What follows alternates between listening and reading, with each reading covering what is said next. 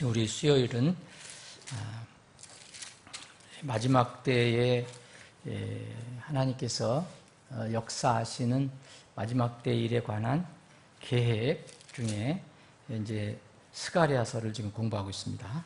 스가랴서 2장. 자, 오늘은 6절부터, 지난주에는 우리가 캠프 때문에 캠프 장소에서 아침에 기도회를 가졌고요. 자, 2장 6절부터 제가 읽겠습니다. 주가 말하노라. 오호 나오라. 북쪽 땅을 떠나 피할지어다. 내가 너희를 하늘의 네 바람같이 널리 흩어지게 하였느니라. 주가 말하노라. 그 바로 5절을 여러분들 기억하시고 읽으시면 도움이 될 것입니다. 예, 하나님께서 이스라엘 백성에게 이제 그녀라는 것은 예루살렘을 얘기하는 거죠. 예루살렘은 또 이스라엘을 상징하는 거고요. 그녀를 위한 불성벽이 되며 그녀의 한가운데 영광이 되리라. 주가 말하노라. 이렇게 약속을 하셨어요. 그 다음에 이제 주가 말하노라. 호호 나오라. 북쪽 땅을 떠나 피할지어다. 내가 너희를 하늘의 네 바람같이 널리 흩어지게 하였느니라. 주가 말하노라. 오 바빌론의 딸과 함께 거하는 시온아, 내 자신을 건질지어다. 만군의 주가 이같이 말하노라. 그 영광이 있은 뒤에 그분께서 너희를 노력한 민족들에게 나를 보내셨나니 너희에게 손을 대는 자는 그분의 눈동자에 손을 대느니라. 보라, 내가 그들 위에 내 손을 흔들 터인즉 그들이 자기 종들에게 노략거리가 되리니 그리하면 만군의 주께서 나를 보내신 줄을 너희가 알리라. 오 시온에 따라 노래하며 기뻐하라. 보라, 내가 와서 네 한가운데 거하리로다. 주가 말하노라. 그날에 많은 민족들이 주와 연합하여 내 백성이 될 것이요 나는 네 한가운데 거하리니 그리하면 만군의 주께서 나를 내게 보내신 줄을 내가 알리라. 주께서 그 거룩한 땅에서 자신의 목 유다를 상속하시고 다시 예루살렘을 택하시리라. 오 모든 육체들아, 주 앞에서 잠잠할지어다. 그분께서 자신의 거룩한 처소에서 일어나셨느니라. 자, 이런 우리가 지금 읽은 부분은 이 성경에서 그렇게 많이 나와 있지 않습니다. 우리 많은 부분에 보면 이스라엘에 대해서 하나님께서 준엄하게 심판하시겠다는 그런 말씀이 많이 나와 있어요. 그런데 여기는 정말 드문 일이지만 이스라엘 백성에게 큰 약속을 하십니다. 이스라엘은 다른 나라에 침범을 당하고 종이 되고 노예가 되고 핍박을 받고 했는데 여기는 완전히 그 위치가 입장이 뒤바뀐 그런 상태를 이야기해주고 있습니다. 우선 6절부터 9절까지를 거기 단락 표시가 있는데 하여튼 6절부터 9절까지를 살펴보겠습니다. 지금 우리가 읽은 6절부터 13절까지는 주님께서 바빌론에 거하는 사람들, 여기 7절에 보면 오 바빌론의 딸과 함께 거하는 시온아 그랬어요. 시온도 예루살렘을 상징하는 거고 쉽게 얘기하면 이스라엘이죠. 유대인들. 그리고 10절에 보면 시온의 딸아 이렇게 얘기해요. 그리고 마지막에 13절에 보면 모든 육체들아 이렇게 얘기해요. 그러면 앞에 바벨론의 딸과 함께 거하는 시온아, 이것은 이 상황을 스가랴서가 쓰여져 있는 그 상황을 여러분들 이해하시죠? 이 스가랴는 성전 건축과 이게 황폐한 땅에 다시 돌아와서 성전과 성벽을 건축하는 일과 관련이 있어요. 근데 스가랴서는 여기에 있는 사람들이 다 온 게 아니고 일부만 와 있다고 말씀드렸죠. 그 사람들에게 이제 격려를 해서 이제 성전을 쌓게 하는 건데, 다시 수축하게 하는 건데, 이 7절에 보면 바벨론의 딸과 함께 거하는 시온아라는 것은 바벨론의 딸과 함께 지금 거하는 시온이 있다는 거예요. 그러니까 지금 일부는, 소수는 약 5만 명 정도는 아주 소수의 그 이스라엘 백성들이 지금 돌아왔지만 여전히 저기 멀리 바벨론 안에 거기에는 이제 시온이 있다는 거예요. 바벨론 딸과 함께 거하는 시온아. 그리고 여기 10절에는 이제 돌아온 그 시온 이스라엘 사람들이라고 얘기할 수 있을 거예요. 여기 13절에는 모든 사람들을, 일반적인 모든 사람들을 향해서 이야기하고 있습니다. 그래서 이렇게 바벨론에 있는 그 이스라엘, 그리고 팔레스타인에 돌아온 이스라엘, 그리고 모든 사람들, 육체들에게 말씀이 이어지고 있습니다. 6절부터 9절까지는 이제 바벨론의 딸과 함께 거하는 시온에게 이 말씀이 선포되고 있습니다. 주님께서 하신 이 말씀 안에는, 우리가 읽은 부분에는 역사적인 의미가 지금 들어가 있어요. 지금 말씀드린 대로 하나님께서는 이제 징계로 유대 땅을 떠나서 이방 민족 속으로 흩어지게 하셨잖아요. 이스라엘 민족을. 그래 다시 본토로 돌아오게 해주겠다라고 약속을 하셨습니다. 이미 이 스가랴 대한자 이전에 이사야 대한자를 통해서 약속을 해주셨어요. 언제 돌아온다. 70년 후에는. 그래 이제 고레스 왕의 칙령이 선포가 됐어요. 그래서 이제 흩어진 이스라엘은 바벨론에서 다 돌아올 수가 있습니다. 더 머물러야 할 필요가 없어졌어요. 이제는 이제 북쪽 땅을 떠날 수가 있게 됐어요. 그 우상 숭배 땅에 더 머무를 필요가 없게 됐어요. 그래서 이 6절은 이렇게 이야기합니다. 북쪽 땅을 떠나서 피하라. 이것은 이 이스라엘 백성에게 5절에서 약속하신 말씀과 상당히 이렇게 대칭되는 말씀입니다.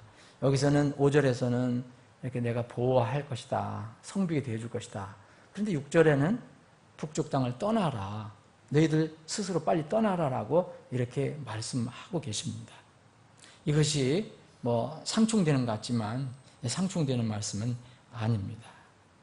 여기서 북쪽 땅은 이스라엘이 왜 북쪽 땅이라고 했을까? 이스라엘은 역사적으로 많은 이교도들이, 이민족들이, 이방인들이 침범을 했는데 항상 이 팔레스타인으로 들어올 때 보면 남쪽에서 오는 에집트는 남쪽에서 올라오지만 그 외에 민족들은 지리상, 지리 구조상 북쪽으로 이렇게 내려와 침범을 했어요.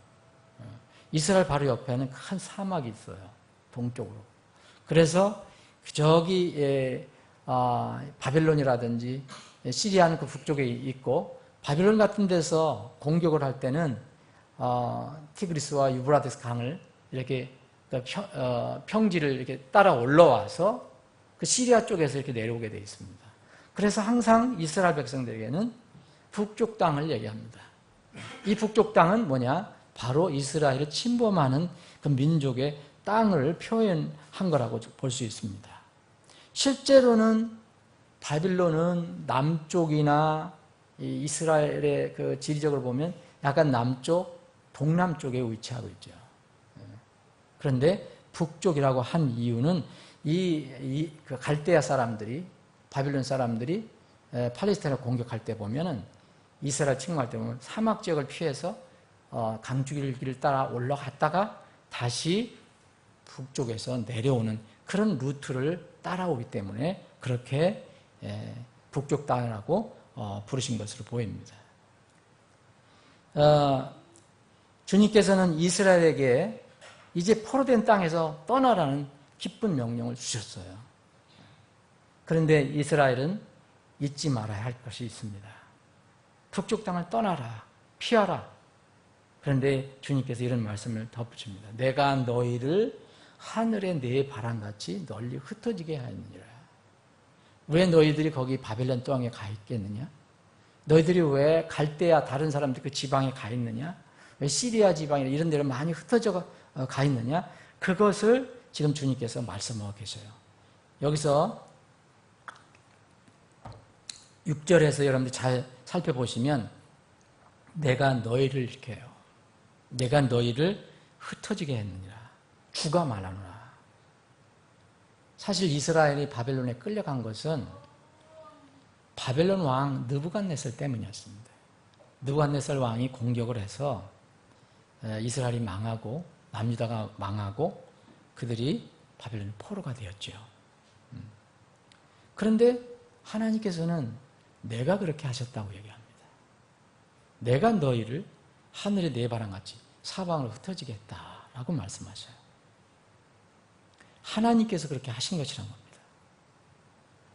이스라엘 백성은 지금 이 우리가 읽은 부분에서는 큰 축복의 그 소망의 말씀을 듣고 있지만 이 전까지는 이스라엘 하나님을 따르지 않았습니다. 불순종했습니다. 그래서 바로 그 불순종의 열매를 거두게 하신 분은 바로 하나님이시라는 겁니다. 느부갓네살 왕은 하나님의 그냥 도구, 그릇으로 쓰인 것뿐입니다. 이런 말씀이 곳곳에 기록이 되어 있는 걸 여러분들 아실 것입니다. 어느 곳에서는 아주 직접적으로 하나님께서 그런 말씀을 하신 때가 있어요. 하나님께서는 우리의 삶에서도 동일하게 역사하셔요. 그 하나님이, 이스라엘 하나님이 우리의 하나님입니다. 스가랴 시대의 하나님이 지금도 동일한 우리의 하나님입니다. 눈에 보이지 않는다고 해도 하나님께서는 하나님의 계획에 하나님 뜻을 이루시는 그 과정에서 모든 것을 사용하시고 주관하시고 이끌어 가십니다. 우리가 이게 수많은 성경 이야기를 들어보고 이게 엄청난 그 글을 그 성경 말씀 읽어보지만 어제 읽으면 또 오늘 잊어버리고 이런 많은 말씀이 있지만 집약적으로 보면 사실 하나님께 순종입니다. 눈에 보이지 않는다 해도 하나님께서는 우리를 주장하고 계신다는 거죠. 세계 역사를 이끌어 가시는 것도 주님이십니다. 우리가 때로는 이해하지 못하는 게 너무 많이 일어납니다. 그럼에도 불구하고 하나님의 역사하신 가운데 우리는 살아가고 있다. 그래서 이런 과정에서 우리가 주님의 뜻을 거역하지 않고 순종하며 사는 것이 가장 복된 삶이라는 겁니다. 이게 간단합니다. 아주. 내가 너희에게 불성벽이 되게 해주겠다 이제. 그런데 너희는 북쪽 땅을 떠나서 빨리 피해라. 그런데 그 과거를 얘기해 줍니다. 내가 너희를 사방에 흩은 장본입니다. 이것을 우리는 자주 잊어버립니다. 자주 잊어버리고 우리의 육신이 소욕이 움직인 대로 살아가려고 합니다. 우리는 이 땅에서 하나님의 자녀로서 살아가야 할 삶의 목표, 그 가치가 있다는 것은 참으로 우리에게 큰 복입니다. 예루살렘의 불성벽이 되어주시겠다 그랬는데 또 6절에서는 피하라고 또 얘기합니다. 불성벽이 되어주시겠다고 하는 거 조금 전인데 또 피하라는 말씀은 무엇입니까? 그러니까 하나님께서 안 하시겠다는 겁니까? 그것은 아닙니다. 이게 말씀 모순되는 것이 아닙니다. 이스라엘 민족이 이기도들에게 이제 의해서 망해서 이것저것으로 흩어지게 된 것은 그들의 열매예요. 행위의 열매였어요. 불순종했기 때문이었습니다. 하나님께서 그들을 징계한 결과였습니다. 그런데 약속을 하셨는데 이제 내가 불성벽이 되어주겠다. 그러니까 피하라. 이런 말씀을 하신 것은 하나님께서 아무리 약속을 하셔도 그 약속을 받은 사람이 하나님께 마음을 이렇게 돌리지 않으면 그 복이 이루어지지 않는다는 것입니다. 하나님은 무엇이든지 하실 수 있는 분이에요. 그런데 왜 이 사람들이 스스로 피하지 않아도 하나님께서 이 이스라엘 백성을 불성벽이 되게 못하시겠습니까? 그런데 왜 북쪽 땅으로 떠나라고 자꾸 피하라고 말씀하십니까? 이스라엘은 이런 약속을 받았어도 하나님께로 마음이 돌아서야 한다는 겁니다.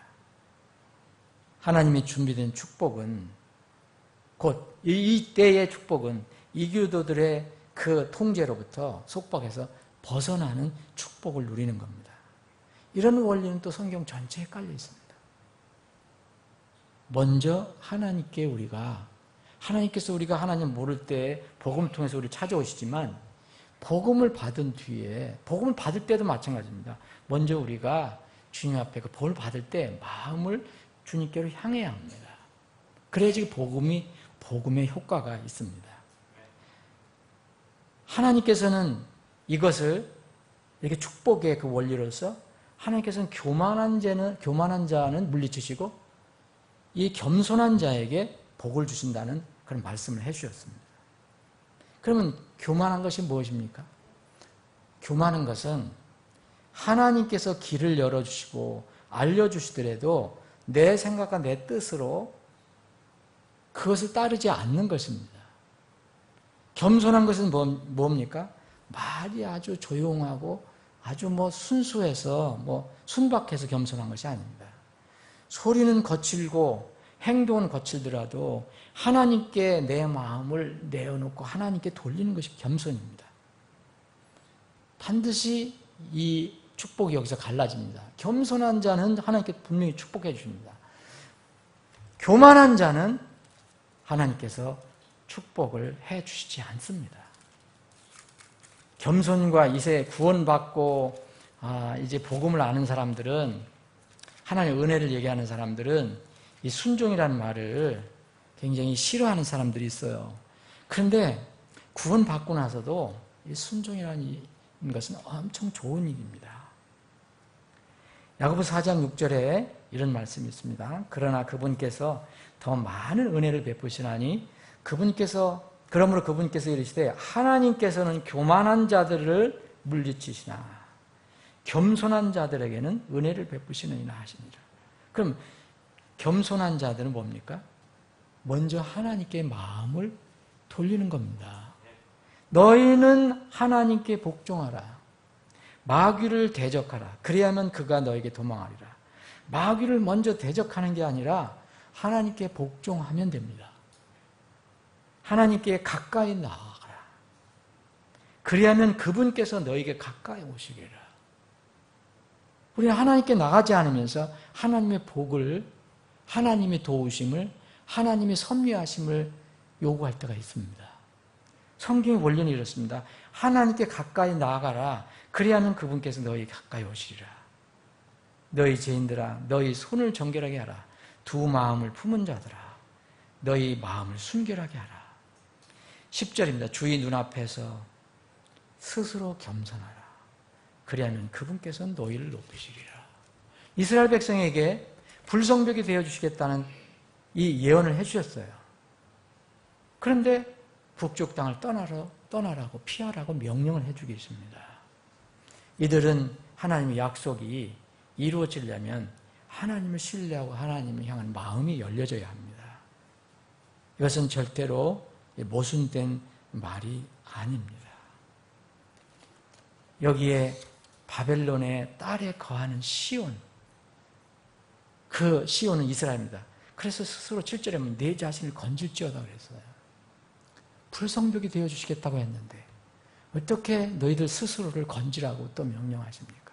바로 이런 원리입니다. 다 내가 준비가 되어 있지만 너희들은 바벨론 딸과 함께 거하는 것을 이제 끝내야 된다. 건져라, 피해라, 떠나라고 얘기하십니다. 이것이 바로 하나님께서 우리에게 주시는 그런 명령입니다. 지금 우리는 이 이스라엘처럼 바빌론에 지금 포로로 잡혀가 있지는 않습니다. 그렇지만 영적인 원리는 동일합니다.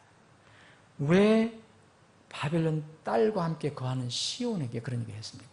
이미 칙령이 다 내려졌습니다. 이제 자유로운 몸이 됐어요. 얼마든지 이스라엘, 예루살렘에 돌아가서 성벽을 건설할 수가 있는데, 수축할 수 있는데 여전히 거기에 머무르기를 원하는 사람들이 있었어요. 대부분의 사람들이 머무르기를 원했어요. 처음에 스가랴서 말씀을 때 말씀드렸죠. 소수의 사람들만 왔다. 수백만 명이 될 수 있는 인구 중에서 소수의 5만 명 정도만 1차 때 돌아왔다. 하나님 말씀을 듣고 돌아왔다. 근데 여전히 하나님께서는 거기에 있는 이스라엘이나 여기 팔레스타인에 돌아온 이스라엘이나 똑같은 이스라엘입니다. 그래서 하나님께서는 바벨론 딸과 함께 거하는 시온이라고 얘기합니다. 너희들은 거기 떠나야 한다. 이미 내가 그렇게 해주지 않았느냐. 근데 왜 이 사람들은 거기 떠나지 않았습니까? 이들이 끝내 거기 머무르면요, 재앙을 면할 수가 없어요. 지금 이 시대의 구원과 관련되면, 구원과 적용한다면 구원받은 사람은 그런 바벨론 땅에 머물러도 구원을 잃어버리지 않습니다. 그런데 이스라엘은 이 개인적인 구원을 얘기하는 게 아니에요. 그래서 이스라엘은 하나님께서 분명히 선민으로서 너희들 이렇게 건져주겠다 얘기하셨지만 끝내 바벨론 땅에 머물러 있으면 바벨론이 받는 재앙을 받게 돼 있어요. 바벨론 땅은 나중에 어떻게 됐습니까? 페르시아, 바벨론이 그 운명이 다했을 때, 하나님 때가 되었을 때 메데 페르시아의 그 왕들이 침범을 해갖고서 아주 쑥대밭을 만듭니다. 페르시아에서 망했잖아요. 이 두 번의 페르시아가 두 번 침공하는데 큰 재앙이 거기 쏟아졌어요. 만약 그 사람들이 계속 거기 머물러 있었다면 그 사람들은 재앙을 받은 것입니다. 근데 이 사람들은 거기를 지금 머무르기를 원하고 있는 거예요. 하나님의 명령이 났는데도 여전히 거기가 좋았어요. 왜 그런지 아시죠? 이스라엘 사람들이 거기 가서 어떤 사람들은 성공했어요. 곧 물질적으로 부하게 됐다는 거예요. 그래서 안정적으로 터를 갖고 있었어요. 물론 거기 하나님께서 거기서 이 터를 70년 동안 너희들 자식도 낳고 거기에 안정적으로 정착을 하라고 말씀하셨어요. 근데 하나님이 날짜가 끝났을 때는 떠나야 되는데 여전히 하나님 명령이 났는데도 여전히 하나님 말씀과 상황을 비교해서 너무 평안하고 안정되어 있으니까 좀 인권적으로는 어려움을 받았겠지만 너무 물질적으로 편안하고 안정됐기 때문에 그 황폐한 팔레스타인에 가서 또 힘들여서 돌 날르고 뭐 흙을 쌓아서 성벽을 짓는 일은 너무 그들에게 힘든 일이었습니다. 그래서 그들은 거기에 머물렀어요. 그래서 바벨론의 딸과 함께 거하는 시온이라고 얘기합니다. 내 자신들은 거기서 피해야 된다. 너희들 건져내라 이거예요. 이 원리는요, 주님께서 오실 때에도 똑같이 반복됩니다. 지금 우리가 살고 있는 땅은 흔히 성경에서 바빌론이라고 얘기합니다. 요한계시록 읽어보시면 바빌론, 큰 바빌론이 막 멸망되는 그 장면이 나옵니다. 지금 똑같습니다. 우리가 사는 땅 정말 사악합니다. 우상숭배에 들끓고 있습니다. 물론 우리 신약시대 하나님 백성들은 이스라엘 백성들처럼 이스라엘의 어떤 팔레스타인처럼 딱 특정한 땅에서만 거하는 것이 아닙니다. 우리는 어디에서 거하든 뭐 지구 반대편에 거하든 어디에 거하든 우리는 그리스도인으로 살아갈 수 있습니다. 특정한 땅이 필요 없습니다. 그런데 영적으로는 떠나야 할 땅이 있어요.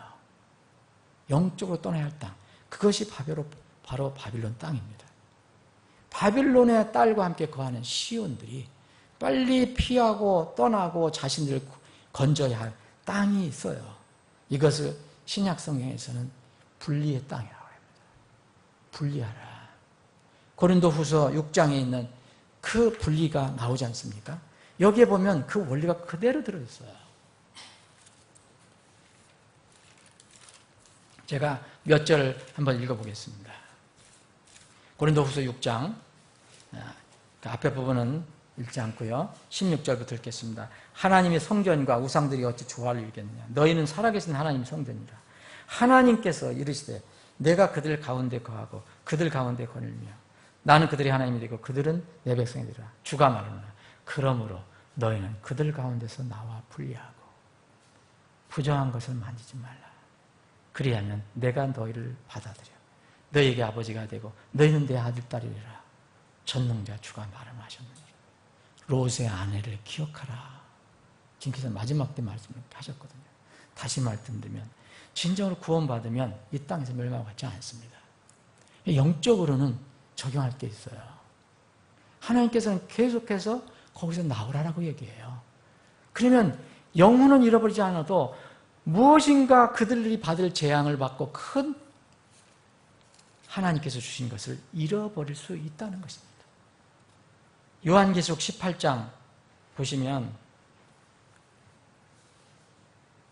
요한계시록 18장은 이 마지막 이 바벨론, 영적인 바벨론에 쏟아질 재앙에 관해서 얘기를 하고 있는 거거든요. 재앙에 관해서. 2절에 보면 그가 우렁찬 음성으로 힘차게 외쳐 이르되 저 큰 바벨론이 무너졌다.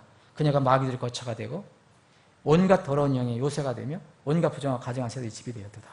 자, 보세요. 4절 읽겠습니다. 또 내가 들으니 하늘로부터 또 다른 음성이 나서 이르되 내 백성아.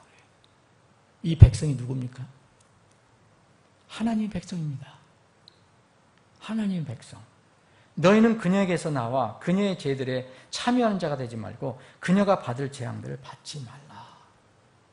이 바벨론은 하나님께 심판을 예정한 아주 마지막 하나님의 긍휼도 얻지 못하는 그런 심판의 대상으로 돼요. 그런데 어디에 거기 하나님의 백성이 거기 나와요, 마지막에. 이건 구원을 잃어버리는 것을 얘기하지 않습니다. 여기에 있으면 마지막 때라도 많은 하나님께서 준비하신 은혜를 잃어버리고 바벨론으로 인해서 받을 그 재앙들을 자기도 체험하게 될지도 모른다는 겁니다.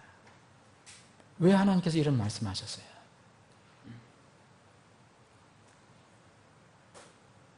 하나님께서는 계속해서 이런 말을 이미 예레미야 대언자, 이사야 대언자에게도 미리 얘기를 해주셨어요. 스가랴만 얘기한 게 아닙니다. 오늘 스가랴서 지금 2장 이제 8절을 보면 그 영광이 있은 뒤에 그분께서 너희를 노력한 민족들에게 나를 보내셨나니 그분께서 주 여호와 하나님께서 너희를 노력한 민족들 이스라엘을 노력한 민족들에게 나를 보내셨나니 이 나는 예수 그리스도가 틀림없습니다. 너희에게 손을 대는 자는 그분의 눈동자에 손을 대느니라. 이 마지막 때에 이루어질 것인데 그 영광이 있은 뒤에 이것은 뭐 몇 가지로 해석을 할 수가 있지만 그 영광이 있은 뒤에라는 것은 예수님의 지상 재림의 영광을 의미할 것입니다.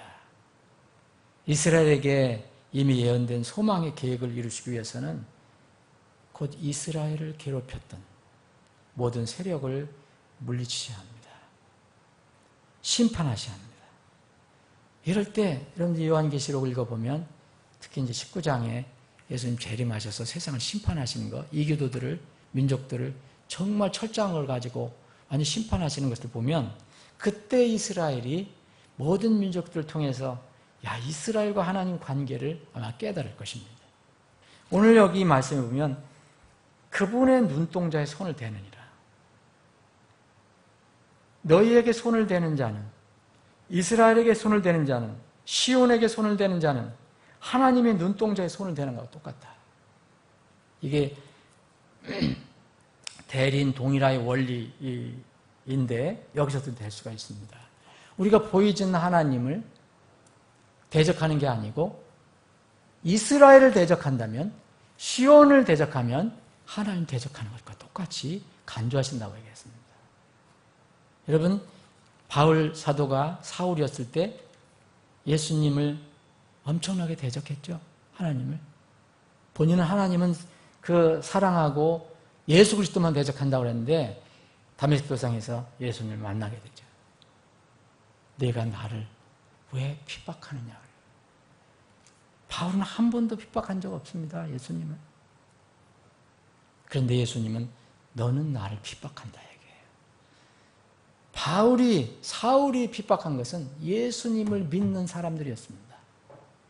여기 이스라엘을 그렇게 얘기하십니다. 이스라엘은 그분의 눈동자다.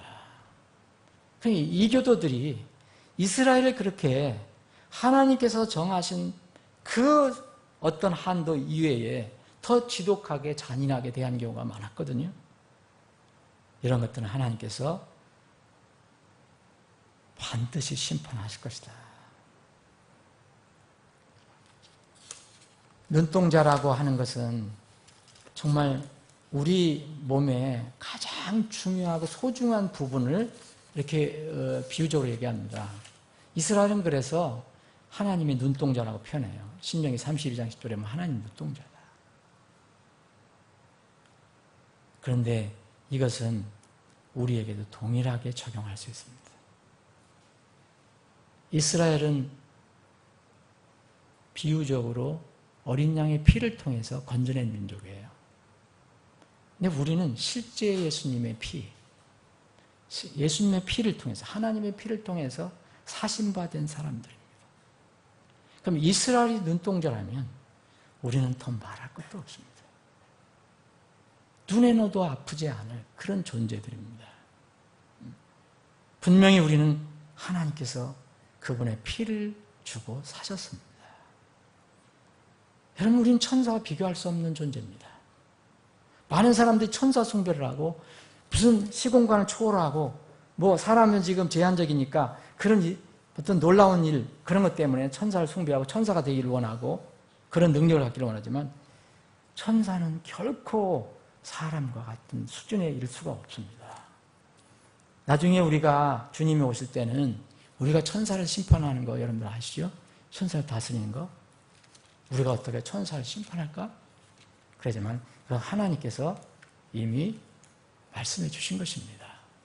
천사는 하나님의 호흡으로 하나님의 숨으로 지어진 게 아닙니다. 하나님의 숨으로 지어진 것은 여러분들과 저밖에 없어요. 사람뿐이에요. 그런데 그 타락한 사람을 하나님이 핏값 주고 다시 하셨는데 얼마나 더 소중합니까?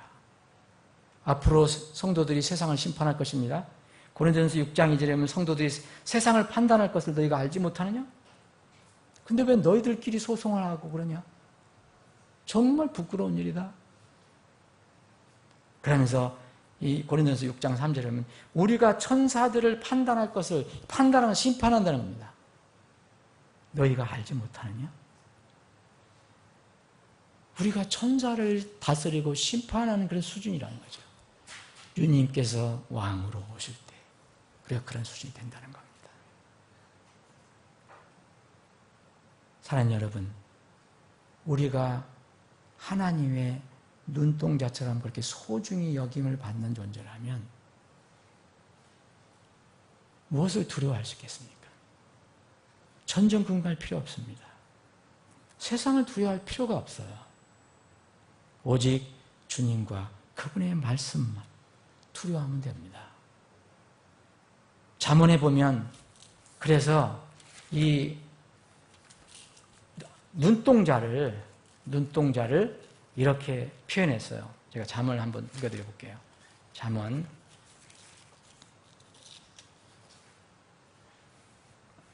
1절 2절입니다. 내 아들아 내 말들을 지키며 내 명령들을 네게 쌓아두라. 내 명령들을 지켜서 살며 내 법을 내 눈동자처럼 지키라. 하나님은 우리를 하나님의 눈동자라고 여기셨는데 여기서는 이 하나님의 법을 내 눈동자처럼 그렇게 소중하게 생각하고 지키라 얘기합니다. 그러면 결론이 났습니다. 우리는 두려워할 게 세상이 아닙니다. 우리는 하나님과 그분의 말씀을 우리의 눈동자처럼 그렇게 소중히 여기면서 주님을 순종해야 한다는 겁니다. 그러면 다윗처럼 우리는 그렇게 기도를 할 수가 있어요. 다윗은 어떻게 기도했느냐 하면 시편 17편에 보면 여러분들 힘들고 어려울 때 이런 기도를 하십시오. 똑같은 하나님입니다. 17편 7절입니다. 오 주를 신뢰하는 자들을 오른손으로 구원하시는 주여. 신뢰를 해야 됩니다. 그들을 치려고 일어나는 자들로부터 그들을 구원하사 주의 놀라운 인자하심을 보여주소서. 나를 눈동자같이 지키시고 주의 날개 그늘 밑에 숨기사 나를 학대하는 사악한 자들과 나를 둘러싸서 죽이고자 하는 원수들로부터 내가 벗어나게 하소서. 우리는 얼마든지 이렇게 기도할 수 있습니다. 단 먼저 하나님과 그분의 말씀을 눈동자처럼 소중히 여기며 순종해야 합니다. 그런 사람에게는 이렇게 다윗처럼 기도할 수가 있습니다. 계속해서 다음 주에 말씀 이어가겠습니다. 아버지 하나님,